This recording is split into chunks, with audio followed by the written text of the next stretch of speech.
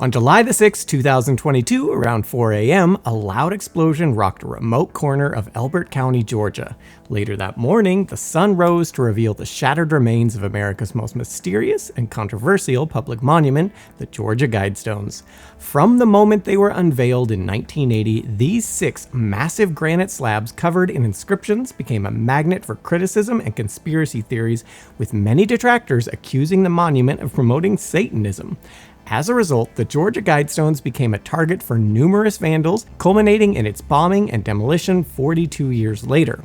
But what were the Georgia Guidestones really? Who designed them? What was their purpose? And why did they attract so much fear and hate? Let's find out as we dive into the fascinating and controversial history of America's Stonehenge.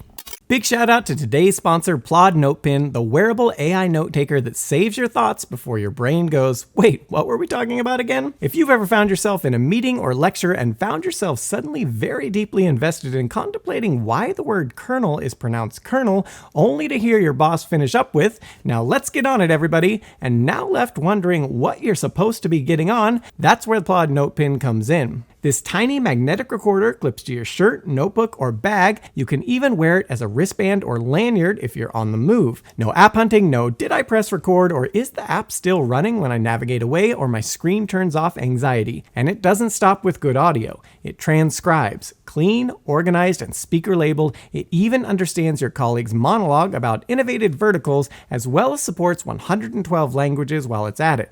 You get 300 free minutes of transcription per month, and here's where it earns its place: summarization. You don't get a raw wall of text, you get the stuff that matters: key points, action items, that one thing you forgot to write down but definitely promised to deliver by Friday. Forget some specific detail later, use Ask AI and it jumps straight to that moment in your recording, like Google search but for everything your brain missed or can't remember. It also can go all night. 20 hours of recording, 64 gigabytes of storage, auto silence, removal, and seamless merging across clips, all with SOC 2 and HIPAA level security, so your data stays private and protected. Bottom line, Plod Notepin is for people who want to stay present but still capture everything. It works quietly in the background while you focus, think, listen, and yes, occasionally nod off. It's okay, it's got your back. So grab your Plod Notepin now, links below, and use the code BRAINFOOD to get $10 off. Our story begins one Friday afternoon in June of 1979 when a mysterious man using the pseudonym Robert C. Christian contacted Joe Fenley, president of the Elberton Granite Finishing Company in Elberton, Georgia, to commission an ambitious monument. Christian claimed to represent a, to quote, small group of loyal Americans who had been planning this project for over 20 years. Inspired by the legendary Neolithic monument Stonehenge in England, Christian and his colleagues wished to erect an American counterpart which would serve as a guide to rebuilding civilization following an apocalyptic event. Designed to survive earthquakes, nuclear attack, financial collapse, and other calamities, the monument would display instructions in multiple languages and incorporate several useful functions, including a compass, a sundial, and a calendar.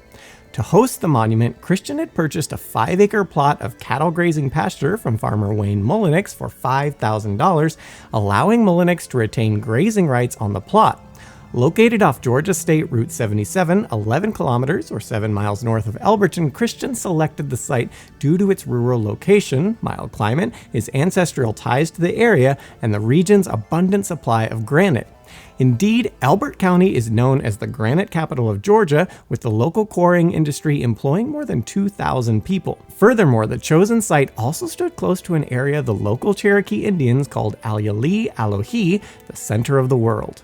Perhaps unsurprisingly, Fenley was initially skeptical of Christian's proposal, later recalling that, I was thinking, I got a nut in here now, how am I going to get him out? Fenley even tried to dissuade Christian by providing a manufacturing quote many times higher than anything the company had previously attempted, but to his shock, Christian readily accepted the inflated quote.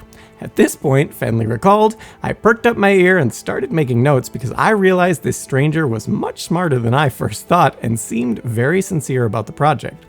Soon after, the mysterious visitor provided Fenley with a scale model of the monument and 10 pages of detailed instructions. A half hour later, Mr. Christian showed up at the office of Wyatt C. Martin, president of the Granite City Bank. As Martin later recalled, Fenley called me and said, a kook over here wants some kind of crazy monument. But when this fella showed up, he was wearing a very nice, expensive suit, which made me take him a little more seriously, and he was well-spoken, obviously an educated person, and when he told me what it was he and his group wanted to do, I just about fell over. I told him, I believe you'd be just as well off to take the money and throw it out in the street into the gutters. He just sort of looked at me and shook his head like he felt kind of sorry for me and said, "You don't understand." When Christian returned the following Monday to finalize the deal, Martin refused unless the mystery man could confirm his identity and his source of funding. Eventually, the two struck an unusual deal. Christian agreed to reveal his true identity on the condition that Martin never reveal it to anyone else, act as his sole intermediary throughout the project, and destroy all correspondence and other documents once the work was complete. As Martin later recalled, Christian went to great lengths to ensure that neither he nor his colleague could ever be identified. He said he was going to send the money from different banks across the country because he wanted to make sure it couldn't be traced. All of Mr. Christian's correspondence came from different cities around the country. He never sent anything from the same place twice. He made it clear that he was very serious about secrecy. While the total price tag for the Georgia Guidestones has never been officially revealed, it is estimated to be in excess of $100,000, more than $400,000 in today's money. With the deal finalized, Robert Christian told Joe Fenley, "You'll never see me again," walked right out of his office and disappeared. Thereafter, all correspondence regarding the Guidestones project was conducted through Wyatt Martin. Construction on the Georgia Guidestones began soon after, with the quarrying and finishing being performed by Elbert Granite Finish Company under project superintendent Joe Davis, while sandblasting the inscriptions was handled by Mark Clamp of Clamp Sandblasting. Meanwhile, installation of the foundation stones was handled by landowner Wayne Mullenix Construction Company. And so it was that after 9 months of work, the Georgia Guidestones were finally unveiled on March the 22nd, 1980, by Democratic Congressman Doug Barnard in front of a crowd of 400 people. But Robert C. Christian was not among them. As he and his group later wrote, "The group feels by having our identity remain secret, it will not distract from the monument and its meaning. The message to be inscribed on the stones is to all mankind and is non-sectarian, nor nationalistic, nor in any sense political. The stones must speak for themselves and should appeal to believers and non-believers wherever and at all times." The finished monument comprised of 11 massive rough-hewn granite slabs quarried from the pyramid quarries in Elberton. The dimensions on all of them would be rather meaningless and get messy to read out loud, but are up on the screen now. What's far more interesting than the dimensions is that each of the faces of the 4 outer upright slabs were inscribed with the following message to humanity, written in 8 different languages: Arabic, Chinese, English, Hebrew, Hindi, Russian, Spanish, and Swahili. Maintain humanity under 500 million in perpetual balance with nature. Guide reproduction wisely, improving fitness and diversity. Unite humanity with a living new language. Rule passion, faith, tradition, and all things with tempered reason. Protect people and nations with fair laws and just courts. Let all nations rule internally, resolving external disputes in a world court. Avoid petty laws and useless officials. Balance personal rights with social duties. Prize truth, beauty, love, seeking harmony with the infinite. Be not a cancer on the earth. Leave room for nature. Leave room for nature. In addition, the following message was written on the vertical edge of the capstone in 4 ancient languages: Babylonian, cuneiform, ancient Egyptian hieroglyphics, Sanskrit, and classical Greek. Let these be guidestones to an age of reason. As it was unknown when guidestones might ultimately be needed, it was hoped that knowledge of at least one of these languages would survive far into the future. The central slab bore no written message, but instead incorporated a number of astronomical features. For example, a hole drilled through the slab allowing the North Star Polaris to be seen, providing a compass bearing. A separate slot cut in the column also aligned with the solar solstice and equinoxes. Every day at local noon, a third aperture in the capstone projected a beam of light into the central slab, whose angle indicated the day of the year and served as a crude calendar. Finally, the 4 outer slabs were aligned with the limits of the lunar declination cycle, the elliptical path the moon makes across the sky every 18.6 years. And to learn more on how humans have traditionally navigated and told time using the heavens, why not check out Our Own Devices, the personal channel of this video's author, Gilles Messier, which features dozens of videos on sextants, sundials, and other fascinating celestial instruments. Gilles is the best, and his channel is criminally undersubscribed for its quality and fascinating information. In any event, in addition to the main cluster, the Georgia Guidestones also included a separate explanatory tablet set flush with the ground a few feet west. This included a variety of useful textual information, including the names of the languages inscribed on the upright slabs, the astronomical features integrated into the monument, as well as the following credits. The Georgia Guidestones Center cluster erected March 22, 1980.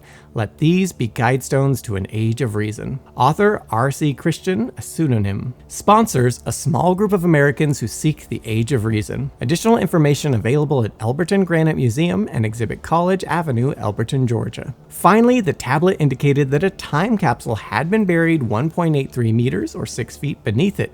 However, at the time of the monument's unveiling, the year said capsule was meant to be opened had not yet been engraved, making it unclear whether it had even been buried at all. It now appears that it was not, for when the monument was demolished following the July 2022 bombing, officials dug 6 feet below the explanatory tablet and found nothing.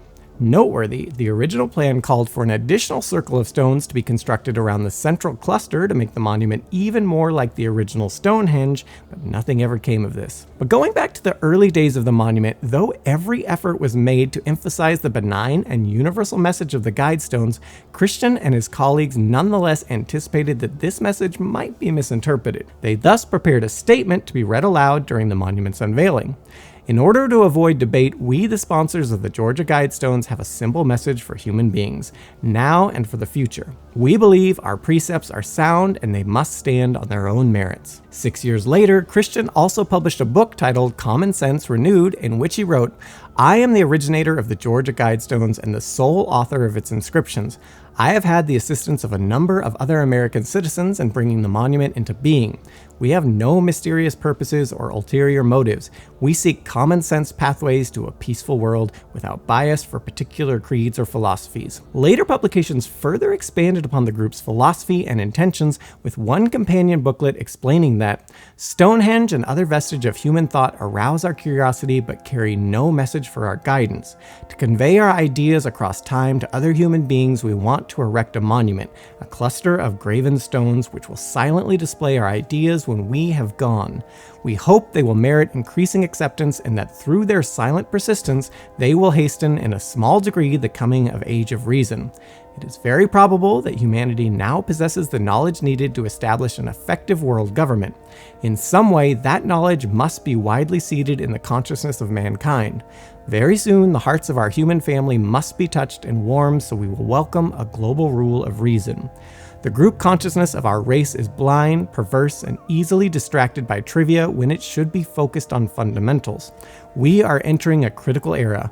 Population pressures will soon create political and economic crisis throughout the world. These will make more difficult and at the same time more needed the building of rational world society. We are like a fleet of overcrowded lifeboats confronted with an approaching tempest. There are alternatives to Armageddon. They are attainable. The first step will be to convince a doubting world that such a society is now possible. Let us keep in view enduring appeals to the collective reason of humanity. Let us draw attention to the basic problems. Let us establish proper priorities. We must order our home here on Earth before we reach for the stars. Human reason is now awakening to its strengths. It is the most powerful agency yet released in the unfolding life on our planet. We must make humanity aware that acceptance of compassionate, enlightened reason will let us control our destiny within the limits inherent in our nature. It is difficult to seed wisdom in closed human minds. Cultural inertias are not easily overcome. Unfolding world events and the sad record of our race dramatize the shortcomings of traditional agencies in governing human affairs. The approaching crisis may make humankind willing to accept a system of world law which will stress the responsibility of individual nations in regulating internal affairs, and which will assist then in the peaceful management of international frictions. With such a system, we could eliminate war.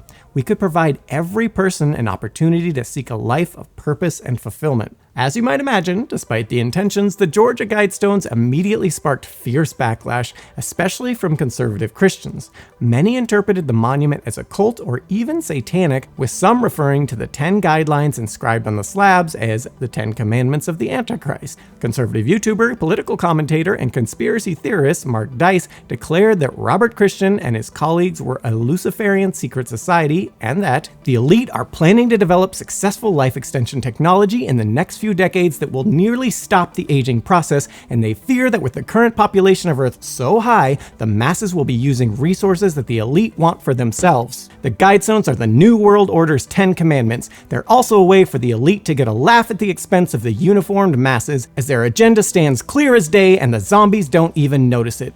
The Guidestones should be smashed into a million pieces, and then the rubble should be used for a construction project. Well, Arkansas's conspiracy theorist Van Smith wrote that the purpose of the monument's 10 edicts is to establish the groundwork for a totalitarian global government. The proportions of the stones predict the exact height in feet of Dubai's Burj Khalifa, now the world's tallest building. Both the Guidestones and the Burj allude to the Tower of Babel. Also be aware that there's supposed to be a time capsule buried a few feet west of the monument. According to the story, the capsule is only to be opened when signs are made obvious by the monument of an impending global cataclysm, and the North Star sighting hole is probably the feature that was intended for detecting the feared cataclysmic event. If the story I was told was true, the hole is similar to a device created by the Hopi to detect a similar calamity. And while these interpretations are, to put it as gently as possible, rather out there, Robert Christian and his group, whoever they are, didn't do themselves many favors. For while in many of their writings they profess to be non-religious, with one companion booklet to the Guidestones stating that we profess no divine inspiration beyond that which can be found in all human minds, our thoughts reflect our analysis of the problems confronting humanity in this dawning of the atomic age. They outline in general terms the basic steps which must be taken to establish for humanity a benevolent and enduring equilibrium in the universe. But in the very next paragraph, they write, "Human beings are special creatures. We are shepherds for all earthly life. In this world, we play a central role in an eternal struggle between good and evil, between the forces which build and those which would destroy. The infinite envelopes all that exists, even struggle, conflict, and change, which may reflect turmoils in the very soul of God." Such apparent contradictions have spurred many to speculate as to the nature of the group responsible for erecting the Guidestones, with some positing that the leader's pseudonym of Robert C. Christian is a reference to the esoteric Rosicrucian order which emerged in Germany in the early 17th century. Indeed, in their first founding document, published in 1614, the order wrote that the word RC should be their seal, mark, and character. Others point to the group's frequent use of the phrase "the Age of Reason" as further proof of their identity, this being the title of the famous 1794 deist treatise by American political activist Thomas Paine, who himself was a Rosicrucian. And still others posit that it is no coincidence that the granite used to build the Guidestones came from, wait for it, pyramid quarry. Such conspiratorial rhetoric went far beyond the obscure corners of the internet, however, with Republican gubernatorial primary candidate Candace Taylor publicly declaring the Guidestones satanic and pledging to turn the monument to dust if elected. Meanwhile, on the more secular end of the discourse, the Guidestones' instructions to maintain humanity under 500 million in perpetual balance with nature and guide reproduction wisely, improving fitness and diversity, have been interpreted as calls for eugenics and genocide because sure, why not? And at the very mildest end of the criticism spectrum, astronomers like Loris Magnani of the University of Georgia questioned the monument's astronomical value, writing that, "I visited in order to see if they could really function as an observatory, which Stonehenge could have. The Guidestones are an abacus compared to Stonehenge's computer. They're very ordinary. You could do the same thing with concrete in your backyard. To see the North Star, which is at a latitude of 34 degrees, you just drill a hole due north at a 34-degree angle. The hardest part is drilling the concrete. As an astronomer, I can tell you there is nothing much there. As to the instructions on the stone, that's a whole other issue." Yet for their first 3 decades of existence, attacks against the monument remained purely rhetorical. Aside from a barbed wire fence to stop cows from scratching themselves on the stones, no security was deemed necessary, and the Guidestones soon became a local tourist attraction, drawing upwards of 20,000 visitors every year. People held weddings and meditation sessions at the monument, while various pagan groups, including Wiccans, Druids, and Native Americans, regularly used the sites for ceremonial events. While most of these visitors were respectful, a few attempted to make off with pieces of the monument and were swiftly arrested. The local community also embraced the unusual landmark, with Elberton Mayor Daniel Graves stating in an interview that, "It's definitely part of our identity, but it's also not something we think about every single day. It's 7 miles outside of the city limits, and you just don't get that way very often. But I said what I usually say, I think they're great. I sure am proud to have them." It was not until 2008 that the monument came under physical attack.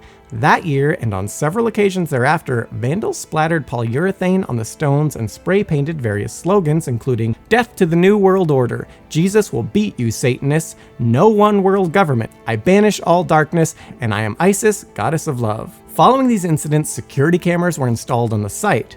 Then, in the early morning of July 6, 2022, 42 years after the stones were first erected, an improvised explosive device was detonated next to the monument, destroying the Swahili Hindi language slab and severely damaging the rest of the structure.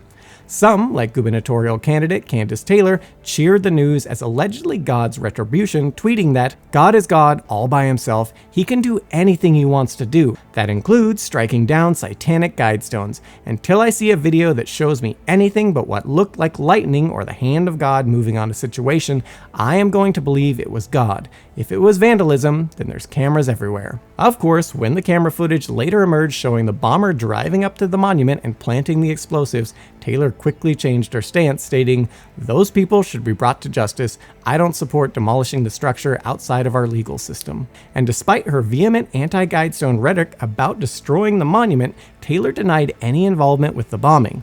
Nor did her campaign succeed in swaying Georgia voters, with Taylor receiving a mere 3.4% of the vote in that year's May 24th primary.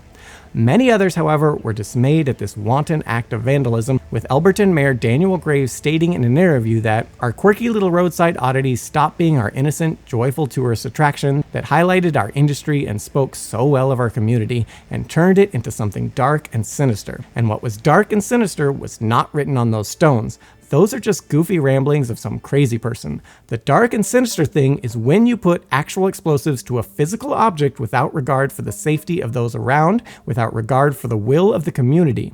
What irritates us is the conspiracy theorists that have pushed this so hard are trying to do it in the name of righteousness. Well, I want to make it categorically clear that in our community, that's not our view of righteousness. Our view of righteousness is not an almighty God that needs zealots to do his dirty work and destruction. All the dynamite in the world cannot change a man's heart. Only logic, reason, compassion, and demonstrated love can do that. Chris Kubas, executive vice president of the Elbert Granite Association, saw the attack as a disturbing demonstration of what can happen when online conspiracy theories and political rhetoric spill over into the real world, explaining that we had a person running for governor in the state of Georgia, Candace Taylor, who said in her top 20 list was to tear down the Georgia Guidestones. So when you have an already charged atmosphere of people tearing down statues, and then you have somebody who's a politician who runs for public office claiming that she's going to tear them down, it sets the mood for the crazies to come out and do their thing. But the damage was already done. Fearing the explosion had destabilized the rest of the structure, later on the day of the bombing, local officials ordered the remaining slabs knocked down with a backhoe for safety reasons.